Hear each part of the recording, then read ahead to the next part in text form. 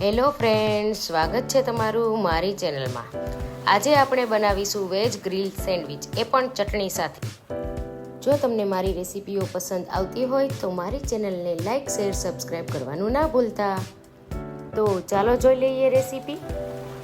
સૌ પ્રથમ એક મિક્સચર જાર લઈ લેશું. ત્યારબાદ તેમાં મેં ડાળખી સાથે એક બ્રંચ જેટલા ધાણા ભાજી ઉમેરેલ છે. ત્યારબાદ તેમાં અડધો કપ જેટલો ફુદીનો,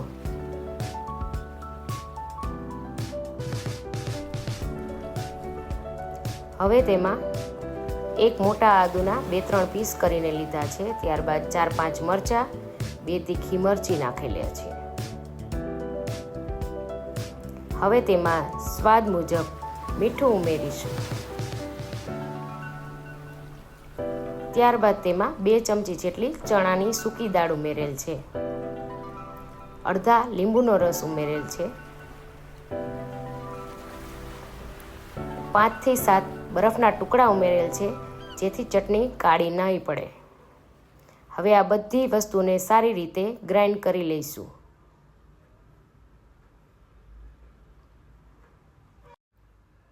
તમે જોઈ શકો છો કે આપણી ચટણી કેટલી સરસ પીસાઈ ગઈ છે અને કલર પણ એકદમ સરસ ગ્રીન આવ્યો છે. તો હવે આપણે એક બાઉલમાં તેને કાઢી લઈશું.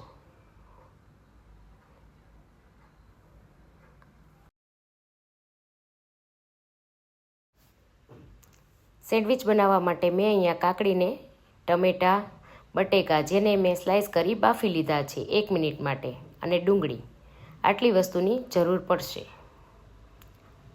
ત્યારબાદ મેં અહીંયા સેન્ડવિચમાં લગાવવા માટે ગ્રીન ચટણી, બટર, મીઠું, સેન્ડવિચ મસાલો, બ્રેડ અને ચીઝ, આટલી વસ્તુનો ઉપયોગ કરેલો છે. હવે આ રીતે એક બ્રેડ લઈ તેમાં સારી રીતે બટર આપણે લગાવી લેવાનું છે.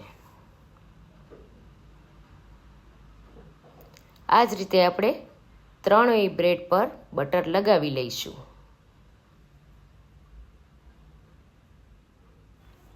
બટર લગાવ્યા બાદ હવે એમાં આપણે 3 બ્રેડ પર ગ્રીન ચટણી લગાવી લઈશું.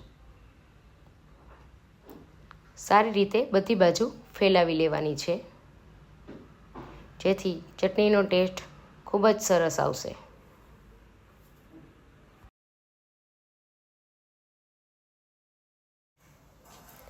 હવે આ બ્રેડ પર આપણે બાફેલા બટેકાની સ્લાઇસ ગોઠવી દઈશું. ત્યારબાદ તેના પર ડુંગળીની સ્લાઇસ,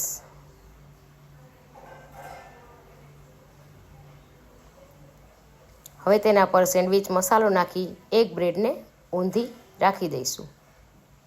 હવે આ ઊંધી રાખેલી બ્રેડ પર પણ બટર લગાવી તેના પર પાછી ગ્રીન ચટણી લગાવી દઈશું.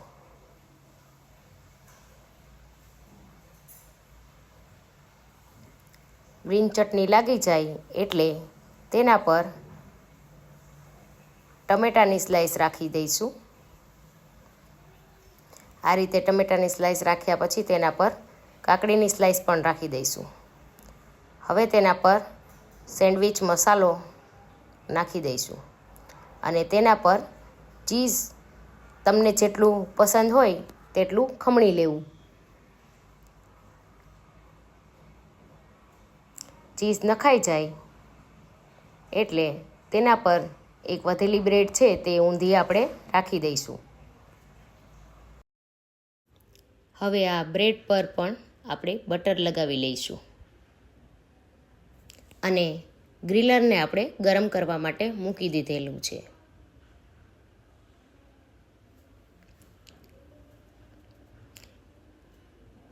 હવે આ ગરમ ગ્રીલર પર નીચે તમે ઘી કે બટર કંઈ પણ લગાવી શકો છો. આવી રીતે બ્રેડ ગોઠવી આપણે તેને બંધ કરી 2 થી 4 મિનિટ સુધી થવા દઈશું.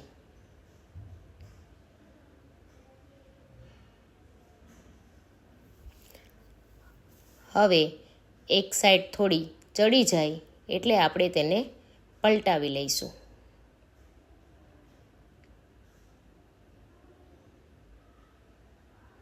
એટલે બંને બાજુથી સરસ ક્રિસ્પી થઈ જાય.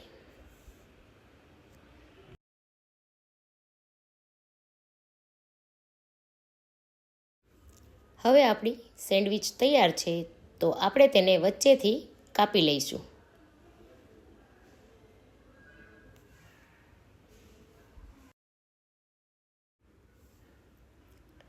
તમે જોઈ શકો છો કે આપણી સેન્ડવિચ કેટલી સરસ બની છે અને એના લેયર પણ એકદમ સરસ દેખાઈ રહ્યા છે.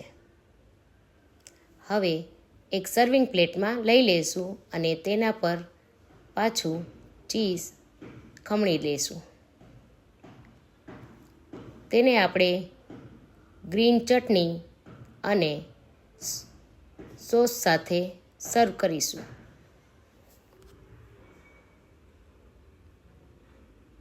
તો તૈયાર છે સરસ મજાની વેજ ગ્રીલ સેન્ડવિચ, એ પણ ચટણી સાથે. આવી જ સરસ નવી રેસીપી જોવા માટે મારી ચેનલને લાઇક, શેર, સબસ્ક્રાઈબ અને કમેન્ટ કરવાનું ના ભૂલતા.